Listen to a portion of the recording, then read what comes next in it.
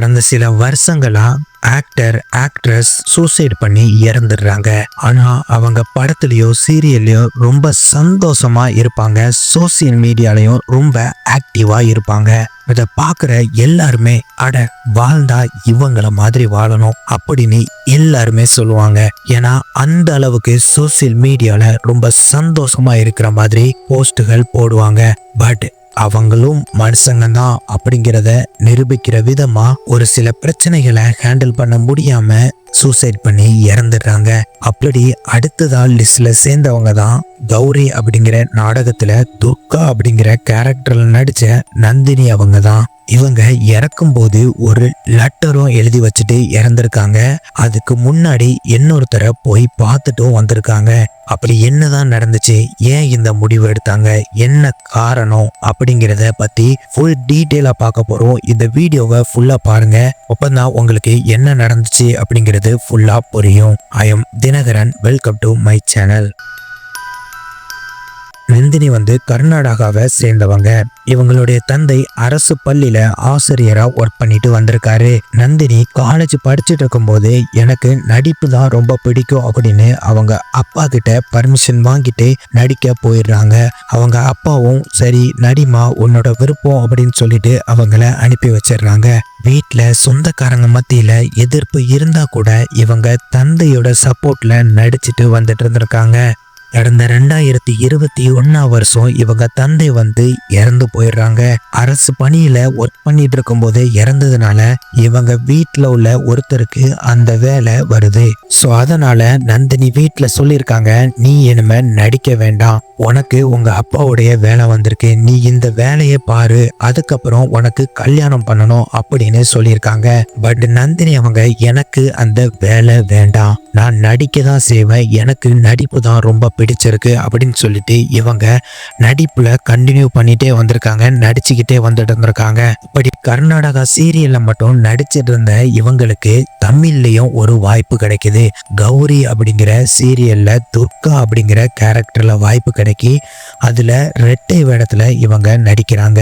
So அதனால இவங்க சென்னை இங்க நடிச்சு கொடுத்துட்டு திரும்பவும் பெங்களூரு போயிடுவாங்களாம். பெங்களூர்ல தான் ஒரு ரூம் எடுத்து தனியா தான் வாழ்ந்து வந்திருக்காங்க.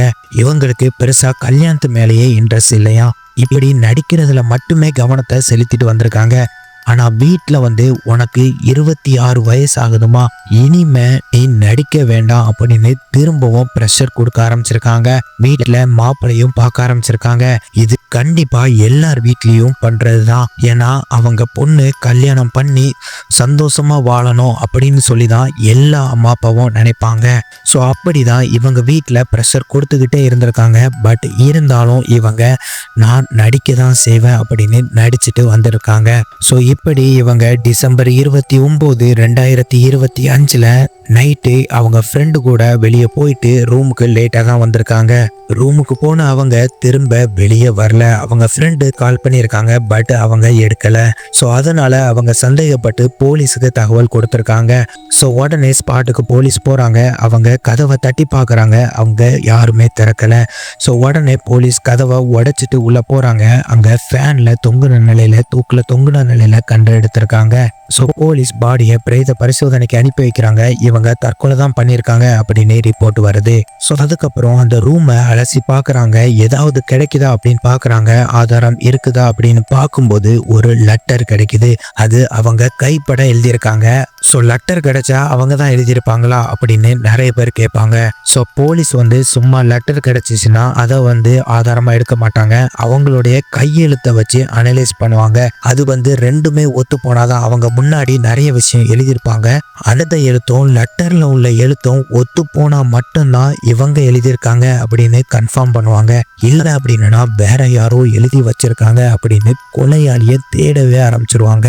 ஸோ இப்படி செக் பண்ணி பார்க்கும்போது நந்தினி அவங்க தான் எழுதியிருக்காங்க.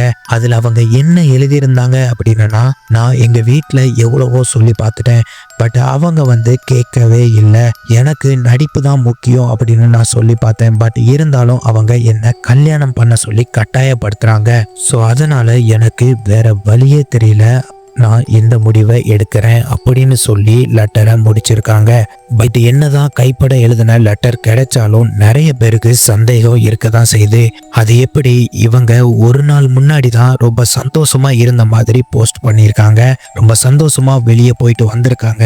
ஸோ இப்படி சந்தோஷமா இருக்கிற இவங்க எப்படி இந்த மாதிரி முடிவு எடுப்பாங்க அப்படின்னு நிறைய பேர் கேள்வி எழுப்பியிருக்காங்க. அது மட்டும் இல்லாம இதெல்லாம் ஒரு காரணமா, வீட்டுல கட்டாயப்படுத்துறாங்க அப்படின்னு யார் இந்த முடிவு எடுப்பா, இதெல்லாம் நம்புற மாதிரியே இல்லை அப்படின்னு நிறைய பேர் சொல்லியிருக்காங்க. ஸோ இதெல்லாம் ஒரு காரணமா அப்படின்னு கேட்குற நிறைய பேருக்கு என்னுடைய பர்சனல் ஸ்டோரியை நான் சொல்லலாம் அப்படின்னு ஆசைப்படுறேன். என்னுடைய அக்கா அவங்களும் தற்கொலை தான் பண்ணிட்டாங்க. அதுக்கு காரணமும் ரொம்ப சில்லியான காரணம் தான். அவங்க ஹஸ்பண்டு கூட சந்தோஷமா தான் வாழ்ந்துட்டு வந்தாங்க. ஆனா அவங்க ஹஸ்பண்டு ஒரு நாள் ஒரு சின்ன ஒரு வார்த்தை சொன்னதுனால என்னைய இப்படி சொல்லிட்டாரே அப்படின்னு சொல்லிட்டு அவங்க ஒரு செகண்ட்ல தவறான முடிவு எடுக்கிறாங்க. மண்ணெண்ணெய் எடுத்து அவங்க மேல ஊத்தி அவங்களே கொளுத்திக்கிறாங்க. அதுக்கப்புறம் ஹாஸ்பிட்டல் கொண்டு போறாங்க. அங்க வச்சு பார்க்கும்போது 90% அவங்க இறந்துட்டாங்க. அவங்க வாயில இருந்து கடைசியில வந்த வார்த்தையை நான் சொல்றேன், ஏம்மா நான் தற்கொலை பண்ணிக்கணும் அப்படின்னு நான் நினைக்கவே இல்லைம்மா. என் புருஷன் என்ன சந்தோஷமா தான் வச்சு பார்த்துக்கிட்டாரு. ஆனா ஏதோ ஒரு கோவத்துல ஒரு செகண்ட்ல நான் யோசிக்காம செஞ்சுட்டேம்மா, ஒரு கோவத்துல நான் பண்ணிட்டேன். ஆனா எனக்கு வாழணும்னு ஆசையா இருக்கு அப்படின்னு சொல்லி அவங்க உயிரை விட்டாங்க. ஸோ மக்களே, நீங்க ஒண்ணு மட்டும் புரிஞ்சுக்கோங்க, தற்கொலை பண்றதுக்கு ஒரு சின்ன விஷயம் கூட போதுமானது. சிலருடைய மைண்ட் செட் எப்படி இருக்கும் அப்படின்னா ரொம்ப வீக்கா இருக்கும். அவங்க ஒரு சில சின்ன விஷயத்த கூட தாங்கிட மாட்டாங்க. ஏதாவது ஒரு வார்த்தை சொன்னா கூட அதை தாங்கிட மாட்டாங்க. மிதிச்சு சாகணும் அப்படின்னு முடிவெடுத்துறாங்க. நீங்க அதனால வார்த்தைகளையும் கவனமா பேசுங்க. அது மட்டும் இல்லாம உங்களுக்கு தற்கொலை பண்ணிக்கணும் அப்படின்னு எந்த ஒரு விஷயத்திலேயாவது தோணுது அப்படின்னா கண்டிப்பா நீங்க அந்த இடத்த விட்டு முதல்ல வெளியே வாங்க. ஒரு ரூமுக்குள்ள இருக்கும்போது தான் மோஸ்ட்லி இந்த மாதிரி தோணும். ஸோ கண்டிப்பா நீங்க வெளியே வந்து இந்த உலகத்தை பார்த்தீங்கன்னா உலகம் ரொம்ப பெரிய உலகம். இந்த உலகத்துல ஒண்ணு இல்லைன்னா இன்னொன்னு அப்படின்னு ஏகப்பட்ட விஷயங்கள் இருக்குது. சின்ன விஷயத்துக்காக நீங்க தற்கொலை பண்ணீங்க அப்படின்னா இன்னைக்கு நீங்க பெருசா பாக்குற விஷயம் நாளைக்கு அது ஒண்ணுமே இல்லாம போயிடும். ஏன் அடுத்த ஒரு மணி நேரம் கழிச்சு நீங்க அதை யோசிச்சு பார்த்தா கூட இதானே நம்ம பார்த்துக்கலாம் அப்படின்னு நீங்க சொல்லிடுவீங்க. ஏன்னா அந்த அளவுக்கு தான் அந்த பிரச்சனை இருக்கும். ஸோ நீங்க டிப்ரெஷன்ல இருக்கும்போது அது உங்களுக்கு பெரிய ஒரு பிரச்சனையா தெரியும். உலகமே மறைஞ்ச மாதிரி தெரியும், உலகமே இருண்ட மாதிரி தெரியும்.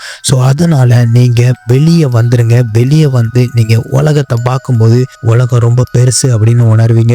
அப்படியும் உங்களுக்கு மனசுல ஒரு அமைதி கிடைக்கல அப்படின்னா உடனே ஒரு டாக்டரை போய் அணுகுங்க. எனக்கு இப்படி தோணுது, என்ன பண்ணலாம் அப்படின்னு நீங்க அணுகும்போது அவங்க அதுக்குரிய வழிமுறைகளை உங்களுக்கு சொல்லி தருவாங்க. ஈஸியா அந்த தாட்ல இருந்து நீங்க வெளியே வந்துடலாம். அது ஒரு தாட்டு தான், அது வேற ஒண்ணுமே கிடையாது. இன்னைக்கு இல்லைனாலும் என்னைக்குனாலும் நம்ம பார்த்துக்கலாம், எதுனாலும் சரி நம்ம பார்த்துக்கலாம் அப்படின்னு நீங்க நினைச்சீங்க அப்படின்னா அது ஒரு தாட். எந்த ஒரு விஷயமா இருந்தாலும் நீங்க வென்று வந்துடுவீங்க. ஆனா நம்மளால முடியாது, இதுக்கு மேல நம்மளால முடியாது அப்படின்னு நீங்க நினைக்கும் போது தான் அந்த மாதிரி தவறான எண்ணங்களுக்குள்ள நீங்க போயிடுவீங்க. ஸோ மக்களே, ப்ளீஸ் நீங்க அந்த முடிவை மட்டும் தயவு செய்து எடுக்காதீங்க. ஸோ உங்களுக்கு தெரிஞ்ச யாராவது இந்த மாதிரி தாட்ல இருந்தாங்க அப்படின்னா கண்டிப்பா நீங்க அவங்களுக்கு மோட்டிவேட் பண்ணுங்க. நான் உன் கூட இருக்கேன் அப்படின்னு சொல்லுங்க. அப்படி சொல்லும் போது அவங்களுக்கு ஒரு தைரியம் வரும். எதுனாலும் அவங்க உங்களை வச்சு ஃபேஸ் பண்ணுவாங்க. அப்படி உங்களுக்கு சொல்ல முடியல அப்படின்னா கடவுள் உன் கூட இருக்கிறாரு, எப்போதும் உன் கூட கடவுள் இருக்கிறாரு, அவரை மிஞ்சினது எது இருக்கு அப்படின்னு சொல்லும்போது அவங்களுக்கு ஒரு தைரியம் வரும். ஸோ எதுனாலும் தைரியமா ஃபேஸ் பண்ணுங்க. இந்த உலகத்தை ஜெயிச்சு வாழுங்க. நந்தினி உயிரிழந்ததை கேள்விப்பட்ட இவங்க கூட ஒர்க் பண்ண ஆக்ட்ரஸ் என்ன சொல்லியிருக்காங்க அப்படின்னா இவங்க வேலையை மட்டும்தான் பார்ப்பாங்க. இவங்க ஷூட்டிங் ஸ்பாட்டுக்கு கூட யாரையுமே கூட்டிட்டு வர மாட்டாங்க. இது என் லவ்வர், இது என் ஃப்ரெண்டு அப்படின்னு சொல்லிட்டு யாரையுமே கூட்டிட்டு வர மாட்டாங்க. தனியா தான் வருவாங்க, இவங்க நடிப்பாங்க, அப்படி கிளம்பி போயிடுவாங்க. இப்படி அவங்க வேலையில மட்டும் அவங்க ஃபோக்கஸ்டா இருப்பாங்க. அது மட்டும் இல்லாம ரொம்ப அன்பாவும் இருப்பாங்க. நிறைய பேருக்கு ஹெல்ப் பண்ணணும் அப்படின்னு நினைச்சு நிறைய பேருக்கு ஹெல்ப் பண்ணவும் செய்வாங்க அப்படின்னு இவங்களை பத்தி நிறைய விஷயங்கள் ஷேர் பண்ணியிருக்காங்க. ஸோ தற்கொலையை பத்தி உங்களுடைய கருத்து என்ன அப்படிங்கிறத பதிவிடுங்க. உங்களுக்கு இந்த தற்கொலையில ஏதாவது சந்தேகம் இருந்துச்சு அப்படின்னா கூட நீங்க பதிவிடலாம். கண்டிப்பா அதுக்கு நாங்க ரிப்ளை பண்ணுவோம். நன்றி, வணக்கம்.